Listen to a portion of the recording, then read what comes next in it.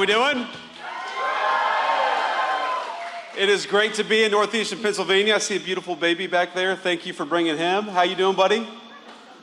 He's like, get me out of here. Get me out of here. He'll worry about politics later. He's not old enough to vote, so let me just say a few things about where we are before I get into what I want to talk about, which is the one big beautiful bill and the way that it's going to bring Pennsylvania roaring back and American manufacturing roaring back to life. And that's this. This is a beautiful, great facility and a great business, and what it means to have a great American machining company right here in northeastern Pennsylvania is a few things. First of all, it means that this facility employs people who are participating in the proud tradition of manufacturing, of making great, big, and beautiful things with American workers and with American hands. And I know a lot of you participate in that work every day. But I've got a bit of a personal connection to this facility because my father, who passed away a couple of years ago, my father, when I was born, worked in a machine shop in Hamilton, Ohio, in southwestern Ohio, a business called Hamilton Tool. And eventually, like a lot of businesses like that, Hamilton Tool was not doing too well because what the Chinese and other Asian, primarily Mexican manufacturing economies were doing is they were stealing American jobs. They were making it easier to undercut the wages of American workers, and the United States lost a lot of great, big, beautiful factories during that period, thanks in large part because of bad decisions made by American leadership. And to have a business like this in northeastern Pennsylvania, I'm sure it hasn't been easy. You've got 36 employees here, and I know every single one of them work hard every day. But this is a great, great company, a great American success story. And while you guys thrived with bad policy coming from Washington, D.C., I think that you're going to take off into a rocket ship with good policy coming from Washington, D.C. under Donald J. Trump's leadership.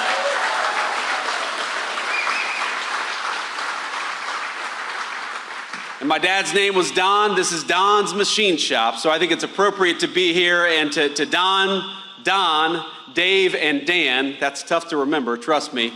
Thank you all for building a great business here in northeastern Pennsylvania, and thank you all for having me and all these great people here to celebrate the accomplishments of the last 6 months.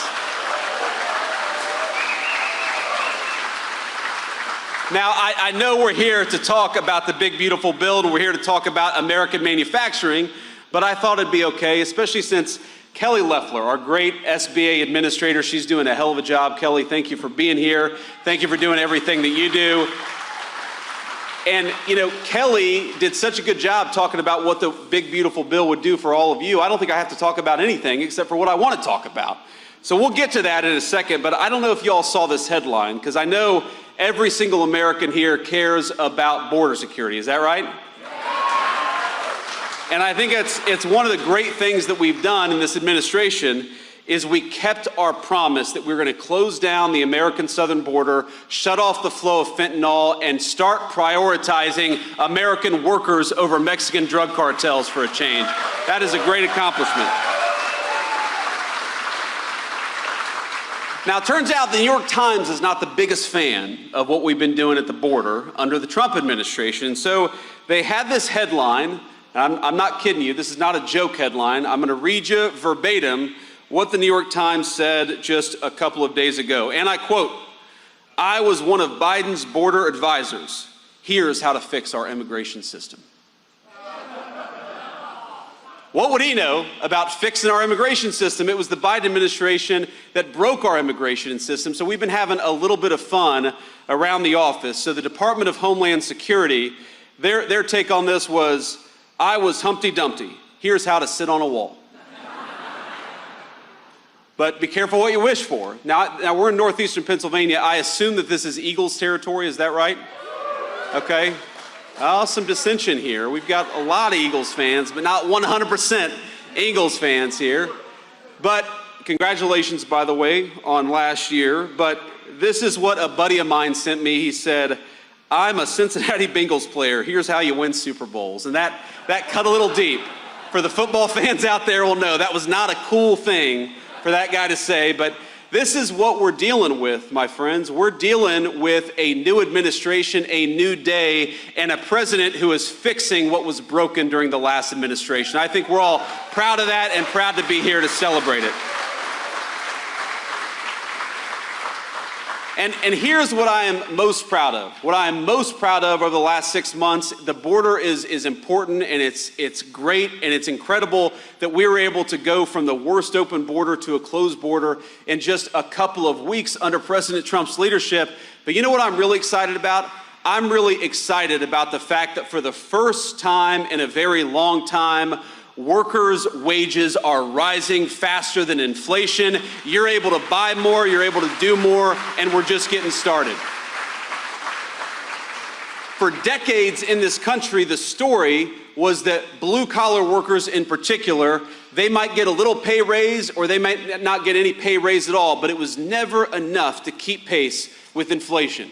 No matter how hard you worked, no matter how hard you came to work every single day, no matter how many overtime hours, for example, you put in, you were falling behind. Way too many good Pennsylvania families were falling behind. And under just 6 months of the president's leadership, we've got inflation is coming under control, and blue-collar wages are rising faster than they have risen in 60 years. That is a testament to great presidential leadership and the great American people.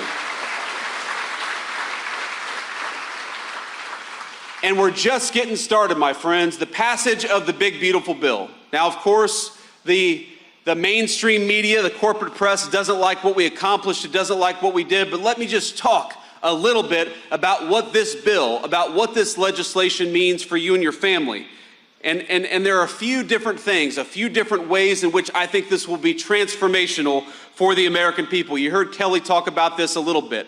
How many, Don, of your 36 employees are putting in a lot of overtime every single week? I bet a lot of them are. You told me you got projects coming in so fast, they're struggling to get people in to do all the jobs that are necessary.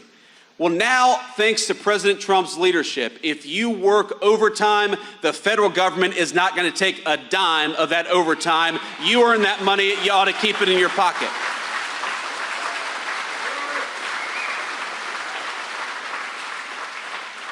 And while we're on that topic, why is it? You know, the big, beautiful bill was about taxes, it was about spending, it was about investing in America's future. But one of the most important things the president's doing and working on, it doesn't get nearly the headlines, is asking, why is it that we force every single young person to get a big chunk of debt at a 4-year college or university? Why don't we give our young people more options? Because if we did, a lot of them would come and work at Don's machine shop. And that would be good for them, and it'd be good for American workers. You know, we think it's fine. If you want to go to college, go to college. There's a lot of opportunity out there. But if you want to work with your hands, if you want to build something, if you want to build a house, build a bridge, make one of these incredible orders that comes into this small business right here in northeastern Pennsylvania, your government should not be forcing you to do what elites in Washington want you to do. You ought to be able to chart your own course and your own career path, and the Trump administration is going to fight for that.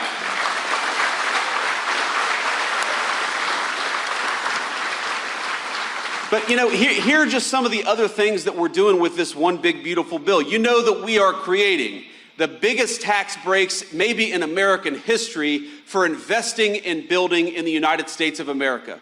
So if you're a small business, if you're a medium-sized business, if you want to invest in American workers, we are going to make it so you pay less taxes. Invest in Americans and your government ought to reward you. Isn't that common sense?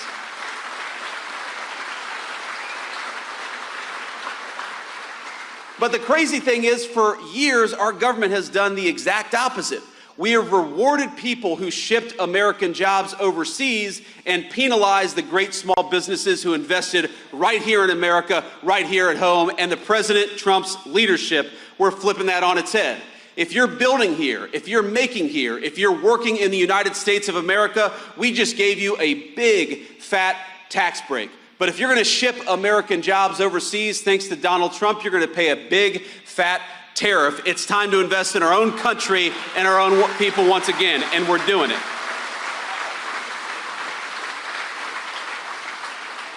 And here's the crazy thing. While we worked so hard, without a single Democrat in Congress supported this legislation, we worked so hard to get this legislation passed, to cut your taxes, to prevent big tax increases, to make it easier to save and invest right here in this great country that all of us love. Would you believe that the Democrats, they are attacking us every single day? And you know what their big line of attack is? Their big line of attack is that Donald Trump dares to put tariffs on foreign countries who try to bring their crap into the United States of America. And that's interesting to me, because Democrats seem to like everything that increases taxes. If you've got a health care problem, they'll say, well, just raise taxes, right? Health care costs in this country, we're working on it, they're way too expensive. Democrats will say, well, just raise taxes. We got not enough people working. Democrats will say, just raise taxes. That's their solution to every single problem. But you know the one group of people in the entire world that they don't seem interested in penalizing? It's foreign countries that take advantage of this country, and that's got to stop. Part of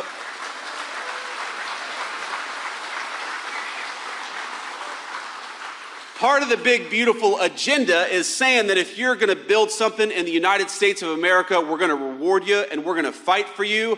But if you want to build something overseas, you're going to pay a big, fat tariff before you bring it back into the United States of America, and that's exactly how it should be.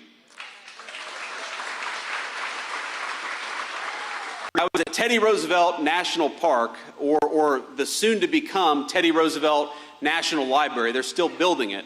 And I'd never been in North Dakota before, and I was there, of course, with Usha and with our 3 kids. And my little 3-year-old daughter, she brought me this dandelion. And she it was one of these dandelions where, her little 3-year-old lungs just couldn't blow these seeds all over this beautiful Badlands hills. And I'm looking out there and I see the American flag and I see these beautiful hills, and I help her out, and we see these dandelions floating over this beautiful American scenery. And I think to myself, my God, what a beautiful country we have. And how lucky it is that our forefathers gave us this land to carve out a new nation, and I think a new civilization. And what I realize is, in all of our jobs, whether you're working at Don's Machining or whether you're the Vice President of the United States, we're worried about the day-to-day. We're worried about the orders that come in. We're worried about, clients that we've got to serve. We're worried about, getting the big, beautiful bill passed and counting votes. That's what I was doing a lot of the last few weeks. But I realized that it's all in the service of something. It's all in the service of giving our kids the incredible opportunities that we've had. It's in the service of watching a child's face light up when she sees America's beauty. And I saw it on her face and in her eyes for the first time, realizing what a beautiful landscape this was. It's about the cookouts. It's about seeing our kids grow up and learn something that they have a passion for. It's about believing that the next generation is going to have a better life than we had because we worked our tails off to give it to them. That's the American dream, my friends. That's what it's all about.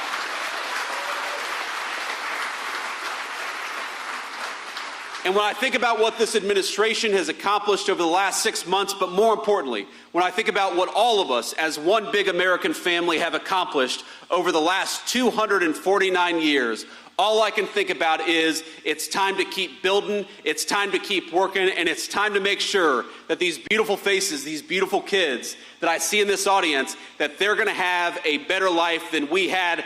That is the promise of America, and we will never stop fighting to give it to the next generation. God bless you all, and thank you for having me. It's great to be here.